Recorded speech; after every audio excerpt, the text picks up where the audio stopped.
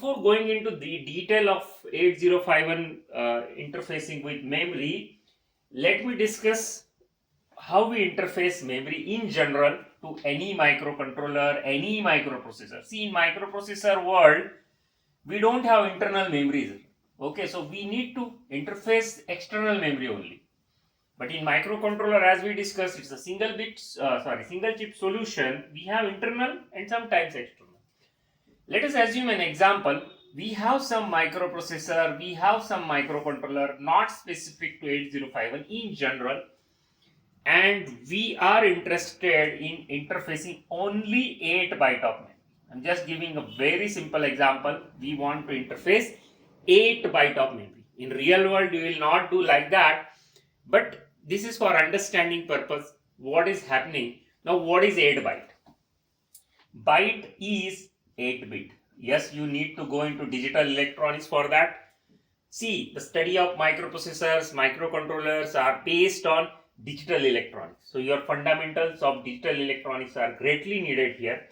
Let us assume only 8 byte memory is there and we want this memory to be interfaced with any microprocessor or any microcontroller.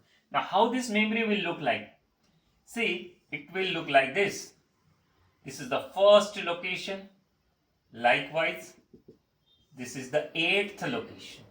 And each location is 8 bit. Let us assume D0 to D7. And this location is first to 8. So there are, you can say this is the first flat.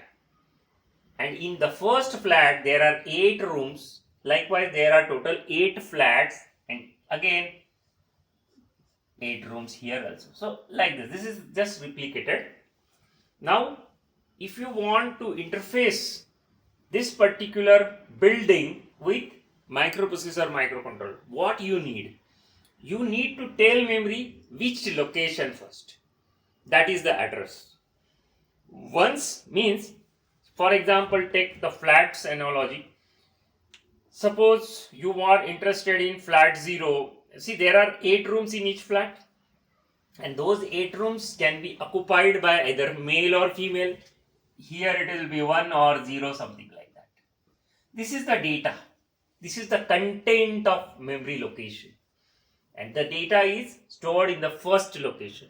Suppose you are interested in this data, what you will do first?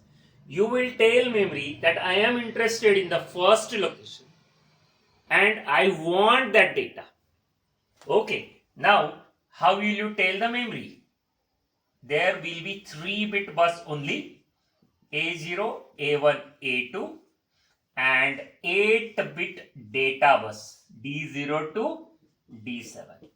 And the control signals are read and write. Okay. Now, you want to read means you want data from memory, you want to read, or microprocessor, microcontroller want to read, means this data will be transferred, should be transferred from this bus and should reach to microprocessor. See what I will do. Assume that this microprocessor or microcontroller, whoever is having a data bus D0 to D7, 8-bit. See, 8-bit is a standard, still it is a standard. Till we mention the memory size in byte. Anyway, we speak gigabyte, megabyte, or whatever. Hard disk we talk as a terabyte as well. That is different, but still standard each location is 8-bit. So here I have connected data bus from microprocessor or microcontroller to the memory. Again, there will be one address bus. Now the address bus will like this: A0, A1, A2. This A0 will be connected to A0. Assume these are 2 different chips and we can connect the pins A1, and here we will connect the A2. Likewise. So address bus is unidirectional. Now what do you mean by unidirectional? Who will generate the address? Microprocessor or microcontroller will generate the address. Memory will not say that read my this location or write into my this location. Who will decide? Who is the brain? Microprocessor or microcontroller is the brain. Will tell which location and will tell whether reading is needed or writing is needed. Look at this. So this is a write bar pin, this is a read bar pin. Now, let us assume this microprocessor or microcontroller is interested in the data in the first location. So, how the cycle will go? Actually, there is a timing diagram behind it. This will discuss the timing diagram as we go on. Now, first of all, microcontroller or microprocessor will send the address 000 on the pins. Actually, logically 000, physically low voltage. Again, physical and logical. These are two things. So 000 will be sent here. So the first location will be active. Then microprocessor will send a read command active low here. This should be high. Active low means reading will be performed when this is low. Writing will be performed when this is. See, both these signals will not be low at same time. Either reading will be performed or writing will be performed. So this read bar will come low. Sorry, I have read bar here and write bar here. Sorry. So this read bar will come low, write bar will be high. So memory will understand that microprocessor is interested in reading. So what the response will be? In the next cycle, what memory chip will do? Whatever data here will be placed on the data bus and ultimately will reach to the mic. Now where it will go into the microprocessor? Again, there are some registers here. Will come across those registers named as A, B, C, D. Some type of this registers are there. Some SFRs are there. So this data will be transferred in this way. Now this is a reading operation. Now how the addressing is done? See, we can write down a table as A0, A1, A2. If it starts from 000, we can say the first location is then 001, the second location. Likewise, when we said 111, I can say the 8th location. Maximum it will be 111. If you remember binary, you can write like this. Okay. So this way. So total 8 location possible.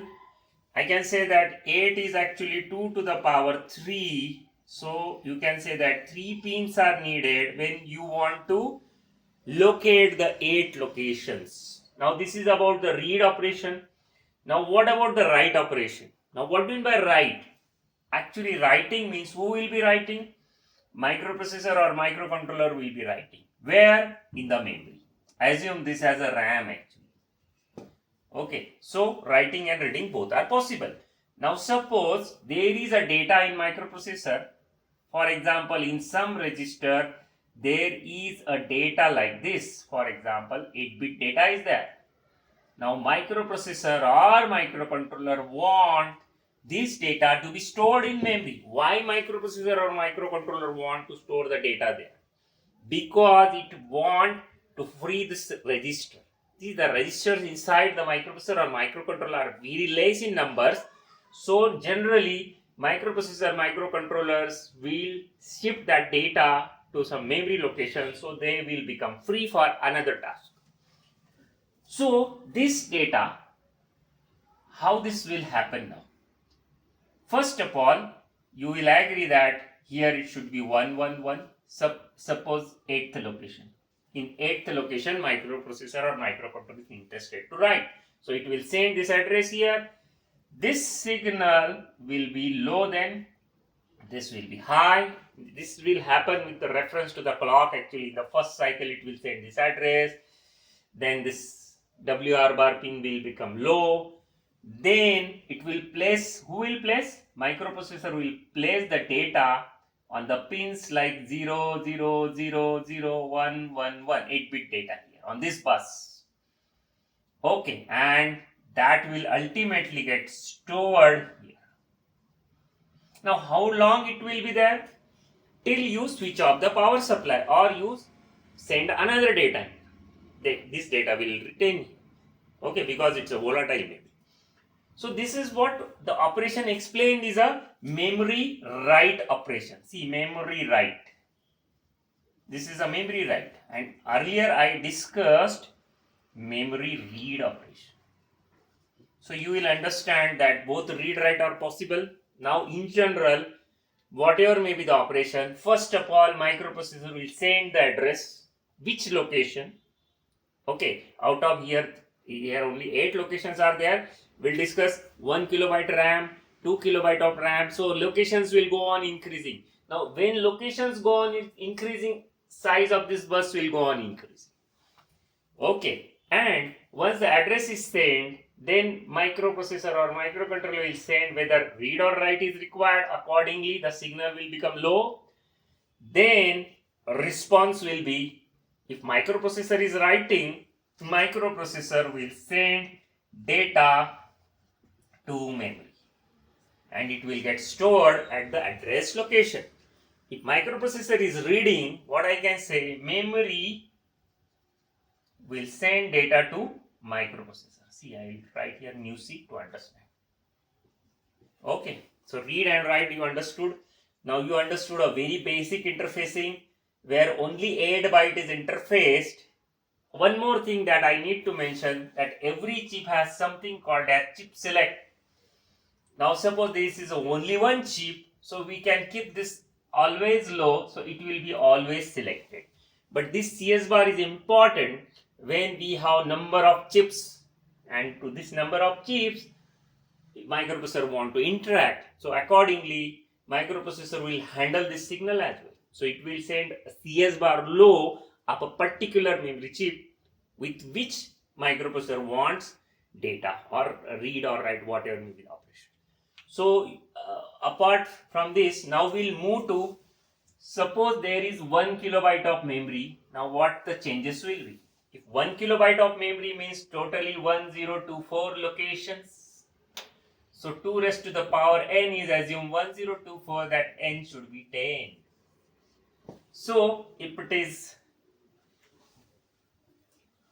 large memory, first to, I can say 1024th location, the changes will be, this bus size will increase from, it will go to A0 to A9, understood? So accordingly the first to the 9th. So 10-bit address bus will be needed here. Rest of the things will remain the same. Data bus is always 8-bit here because microprocessors data bit, I am assuming 8-bit data bus. Some microprocessors have 16-bit, 32-bit as well. Right now we are just talking about the 8-bit thing. So the rest of the thing will remain same. If it is 2 kilobyte, what will happen?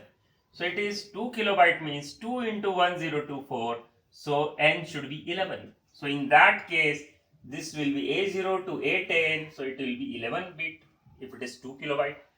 Accordingly 4K. So you can have a table at 1K, 2K, 3K, sorry 2K, then 4K, then 8K, then 16K, then 32K, then 64K. For 64K, it should be 16-bit. You can calculate this is 10, 11, 12, 13, 14 and 15. So 16-bit bus will be needed when we want to interface 64 kilobyte of memory. This background knowledge will be needed in next topics. Now suppose if it is ROM, what will happen? For ROM, the changes will be, you will not need, you can have only read signal, no write signal is needed, because for ROM you can only read. Placing data in ROM is a different process, we can call as a burning process, as we discussed in previous lecture. So there will not be write signal, only read signal will be there. Microprocessor can only read the permanent data from this chip. Again, in microcontroller 8051 world, actually this read bar signal is Bisen bar, program store enable. So instead of read bar, it has the send bar. So this 8051 has total, see, it has AD0 to AD7 bus available, A8 to A15 available, and then signals like read, write, and send bar. So this read and write will be required for RAM, this will be required for ROM, and the buses. Now see, this bus is a mixed kind of bus. It can do both the tasks. It can carry address as well as data. Now how it is achieved? For that we need a latch, and we need to separate this address and data using signal called as address latch enable. Why this is done? To reduce the number of pins. If suppose addresses are different and data is different, then it would have been like A0 to A7, A8 to A15, then D0 to D7, like this. This will be 16 pins, this will be 8 pins, so total 24 pins will be needed. But that can be done using combined bus, address and multiplex bus. So reduce the pins, so total pins are 16 here. But yes, we need an external latch. When address comes, we store that address in the latch, and then the bus will be available for carrying the data.